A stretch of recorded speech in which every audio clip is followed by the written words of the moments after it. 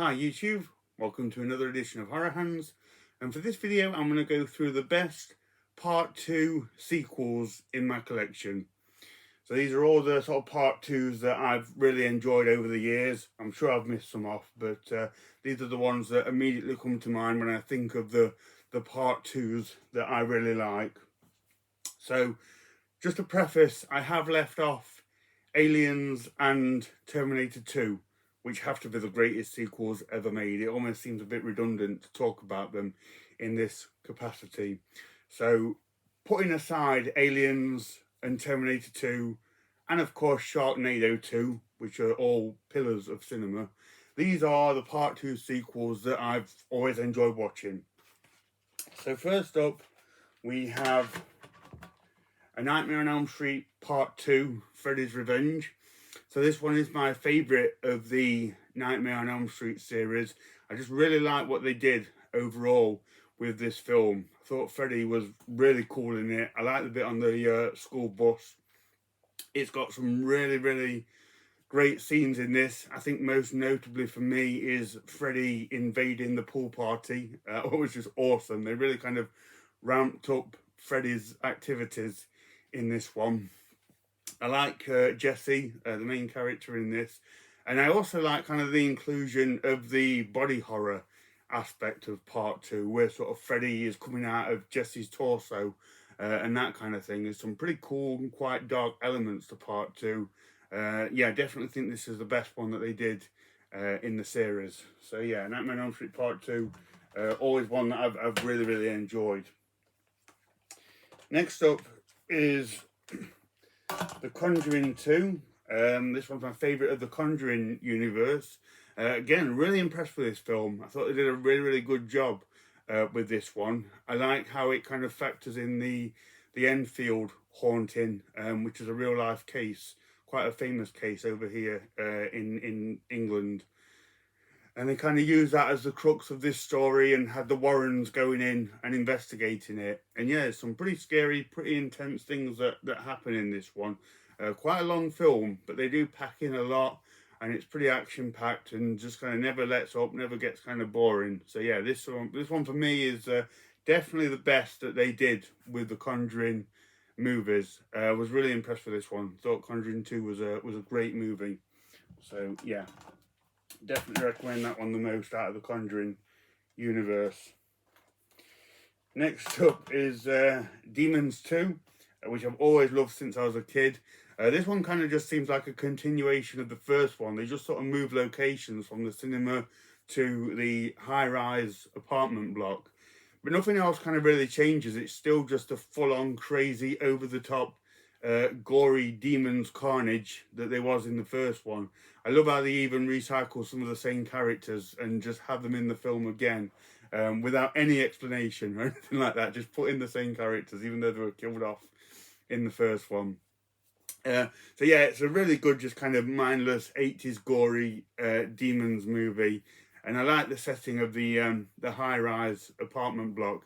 I think it makes for the inclusion of some really good varied characters. Hopefully they'll do a similar thing with the new Evil Dead film, because I think that's set in like a high-rise building. But if you want a really fun, take your brain out sequel, definitely check out Demons 2. If you like the first Demons, I can't see any reason why you wouldn't have a lot of fun watching the second one.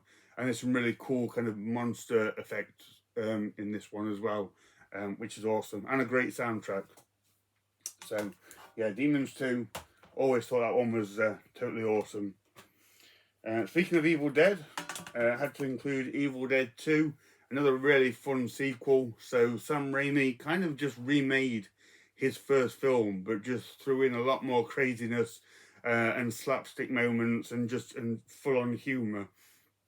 So Ash returns to the cabin and is once again besieged by demons.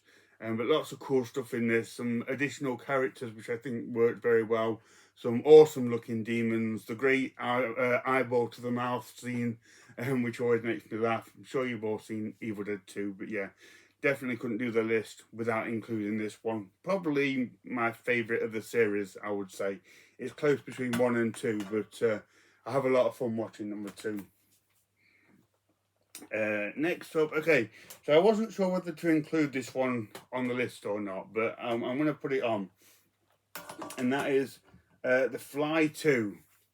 So I have a bit of a love-hate relationship with The Fly 2. It's not a particularly great movie, but it has a lot of nostalgia for me, and it actually has a lot of Christmas nostalgia for me, because this was actually a movie that I got from my parents when I was a kid, one Christmas, which was a pretty random present from my mum and dad. I don't think I ever asked for The Fly 2, but great present. You know, they clearly knew what I was into.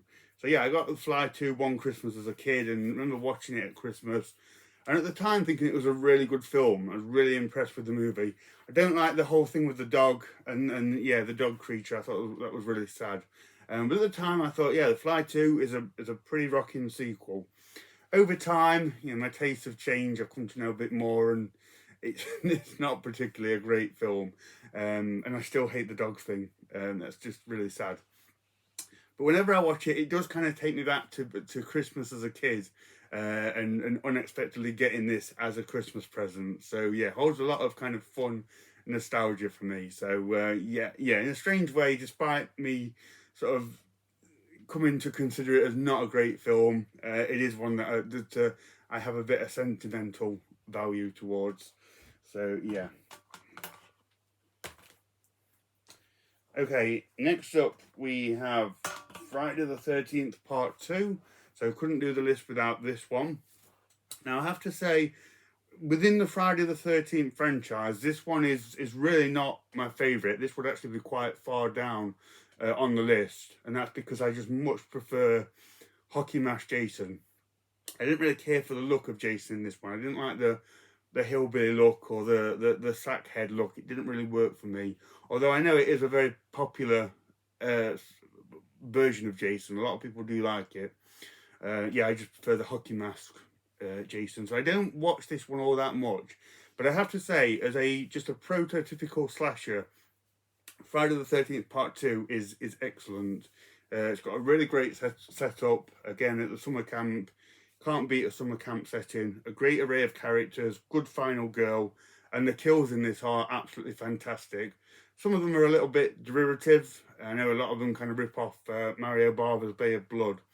But some of them as well are really good and really creative. I think the wheelchair kill is arguably the most iconic kill in the whole franchise. It's really well done. And yeah, if you just want a general, really well done slasher, Friday the 13th Part 2 is definitely a recommendation. I just always go for Hockey Mask Jason over anything else. But yeah, good movie. Okay, next up is Fright Night Part 2. So Fright Night is one of my favourite horror movies, like easily top 3. And the sequel, for me, is not as good as the original, but this is still a really fun 80s horror film. So in this one, the sister of Jerry Dandridge, she comes around. She's a vampire as well, and she comes around to take revenge on Charlie and Peter Vincent. And she's got a entourage of vampire associates. One of them played by Brian Thompson, who was really awesome, great in this movie and everything else that he did. But yeah, this is just a really fun 80s horror film. It's got some good creature effects in it. It's got some cool looking vampires. It's great that Charlie and Peter Vincent came back for it. I think you kind of needed those two to give it that kind of Fright Night charm. But yeah, this is a really enjoyable sequel, and it has the really cool Brad Fiedel Fright Night soundtrack in this one again, which is a must, I think, for Fright Night. So yeah, if you can find it, because I don't think this is the easiest movie to get right now, definitely check out the Fright Night sequel. It's a fun watch. So that's that one. Okay, next up, again, one that I couldn't leave off is Halloween 2, which is a film that I've always liked it, but I'm warming to it more and more over the years, and it's kind of becoming more and more on par with the first one. I do think it's a really good movie. It's a really good companion piece to the first one. It's great to watch them back to back. But yeah, I think they just kind of I feel that they ramped it up a bit more in Halloween 2. So in the first one, sort of Michael Myers is a bit more sort of in the shadows, sort of skulking around, which works very well. Whereas in this one, he's coming at you a bit more. And I really like the hospital setting. It's probably the best hospital set horror film out there. They really utilise it very well with sort of the long hospital corridors and things like that. Michael Myers smashing through the glass hospital door is awesome as well. They beef up the Halloween theme a little bit. Donald Pleasance is still around doing his thing. So yeah, great movie, great kills as well. You can't go wrong with Halloween 2. And like I say, it's a film that is going more and more higher in my estimation, which is quite cool to find a film that you enjoy more and more over the years. So that's Halloween 2. Next up, we have Hellraiser 2, courtesy of the Scarlet box set. So yeah, Hellraiser 2 is another great one. I like how they explore the labyrinth of hell a bit more, which I thought was really interesting. I like those sort of longing pan shots of the corridors of hell and things like that. The asylum aspect was really scary, and the scene on the bed with the guy razor blading himself, that was terrifying as a kid. That was a really strong scene. I like the inclusion of Dr. Channard and the business that he has in this film, and then ultimately the Dr. Channard Cenobite. Hellraiser 2 just has kind of one glaring missed opportunity when Pinhead and Dr. Channard face off, and unfortunately that scene ends way too quickly. I really thought they could have had like a Cenobite battle with like hooks flying at each other and yeah, fighting each other in a Cenobite way, but they kind of just, they sort of square off and then it's all kind of done and over. So if Hellraiser 2 would have been that, I think it would have been something really special. But nevertheless, it's a good film, good sequel to the first one, and it explores the kind of the Hellraiser story in a good way. So that's that one. Okay, next up, I'm actually going to hold up the VHS for this because the box set is really flimsy. I have to be careful with it. I probably need to upgrade it. But next up we have the Omen 2. Damien, the Omen 2, which is a fantastic sequel to the Omen. For a long time, like when I was a kid, the only one I'd seen was the Omen 1. And still consider it a great film, but man, the Omen 2 is even better than the first one. So in this one, William Holden, I think he adopts Damien, and then of course has to deal with all the Antichrist chaos that goes along with that one. But really great film. William Holden is like fantastic in anything, and he's great in this. There's a young Lance Henriksen in this. And I think just most notably about the Omen 2 is it has really good deaths in it, really kind of stand out kills. The one under the ice is pretty terrifying. The one with the crows attacking that woman, and then of course the elevator chopping the guy in half was just amazing. They kind of like almost like they wanted to one up the David Warner kill from the first one. So yeah, highly recommend the Omen 2 if you've only seen the first one, like I had for many years. Definitely check out the second one. It's the best one in the Omen franchise. Really good stuff there. Okay, next up is Predator 2. Really cool movie. I love how they moved this one out of the jungle and put it into sort of Los Angeles, like gangland Los Angeles. So there's all these warring factions, all these gangs shooting at each other, and then they throw in a predator alien. It's really cool. Great cast with Danny Glover, Gary Busey, Bill Paxton, some really good people in this. And it's just, Predator 2, it's always kind of struck me as like, it feels like it's a bit like a video game. It has like Sega Mega Drive written all over it. Ironically, I don't think it was ever released as a Sega Mega Drive game. But yeah, it just has a video game type feel, which I've always appreciated. It's a really cool film. And you have the great scene in this one as well, where the Predator has his trophies, his skull trophies, and of course you see the xenomorph alien skull, which kicked off all the Alien versus Predator backstory, so credit to Predator 2 for bringing that up. But yeah, Predator 2, really cool film, definitely recommend it. Okay, next up is Psycho 2, which is a film that I was really surprised by how good Psycho 2 is. If you haven't seen it, again, I recommend it. Check it out. You will be surprised how good the sequel to Psycho is, which is a really impressive feat. I mean, this could not have been an easy film to make, to follow up Alfred Hitchcock's Psycho.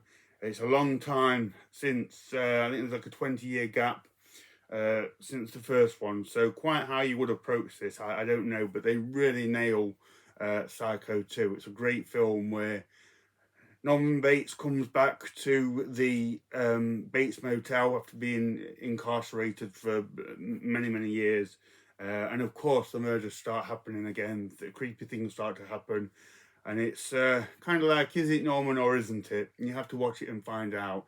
Amazing performance by Anthony Perkins, and I really liked Psycho in the 80s. It really was cool. It works very well. Great movie. Definitely recommend Psycho 2. It is a surprisingly good film and sequel. Okay, next up is Rec 2. So, how do you make anything even more intense and terrifying than Rec 1? Send in the SWAT team. So yeah, they send in a full-on SWAT team in this one into the apartment block where these raging zombies are running around. So if it wasn't chaotic enough, you've got some heavy-duty soldiers with machine guns, a little bit like Aliens, actually. Rec 2 is Aliens, where they send in the military to take care of the problem, but of course it doesn't go smoothly. So you've just got zombies, infected zombies running around, civilians running around, soldiers running around with machine guns. It's an absolute mess, but fantastic film, great sequel, on par with the first one. In fact, they probably beef it up even more and extend on it with the inclusion of the soldiers and the heavy firepower. So yeah, Rec 2, totally awesome sequel. Really like that one. Right, next up is Return of the Evil Dead, which has nothing to do with Evil Dead. This is from the Blind Dead series, the Spanish zombie series. And this was easily the best one of the 4 movies. This one is absolutely awesome. So whereas the first one was a bit more slow burn, it had sort of dusty old zombies slowly rising from this crypt and killing people. Amazing movie, but very slow, much more for like the visuals and the atmosphere. This one does exactly what a sequel should do, beefs it up, adds to it, and in this you have like an army of these dusty old hooded zombies invading this little Spanish town, and the townsfolk battle against them. So you have like this war with zombies and townsfolk. It's absolutely fantastic, very action packed. They really do crank up what goes on in this one. Some great shots of the zombies look amazing, and you see them loads in this film. Great shots of the zombies, like I say, fighting off with the villagers and that. Really cool film. This is another one that took me by surprise, because like I say, the first one is quite slow and builds up the atmosphere, whereas this one they just go for it, and it's like all out war between the villagers and the zombies. Really cool film. Highly recommend the Blind Dead series in general, and the best one in it for me is the second one, Return of the Evil Dead. So that's that one. And last on my list, which is despite its silliness, is a sequel that is very close to my heart, and that is Toxic Avenger Part 2, which is the first Toxic film I ever saw, first trauma film I ever saw. I found this on big box VHS as a kid at a boot sale somewhere, and it just called out to me. Saw it on the stall, and I was like, whoa. And it pretty much had this cover, sort of over-the-top drawn cover, and I kind of got a sense that it was a mix of kind of silly cartoonishness and over-the-top gore, which is a combination that I'd never considered as a kid. It was either one or the other. You watch cartoons or you watched horror, whereas this was like a medley of both, which just blew me away. It was revolutionary as a kid, and I could not wait to get this home and watch it, and it didn't disappoint. I absolutely loved it. Just thought it was so much fun. And yeah, this introduced me to Troma and all of their crazy movies, and it's a film that I've loved since, and always have fun watching it. Always get the nostalgia aspect of just finding this randomly as a kid. And yeah, this was a great introduction to Troma and what their kind of movies were. And yeah, this one's easily my probably favorite Troma film that there is, and definitely a Toxic Avenger. The first one's awesome, but the second one for me is just quintessential Troma. Like, everything that I love about that studio is in Toxic Avenger Part 2. So that's the best Part 2 that at least I could remember for this video. Let me know what you think about that. Do you agree with the choices that I've made? If not, let me know what other Part 2s you really like. I'd love to know. So thank you very much for watching, and stay tuned for more videos.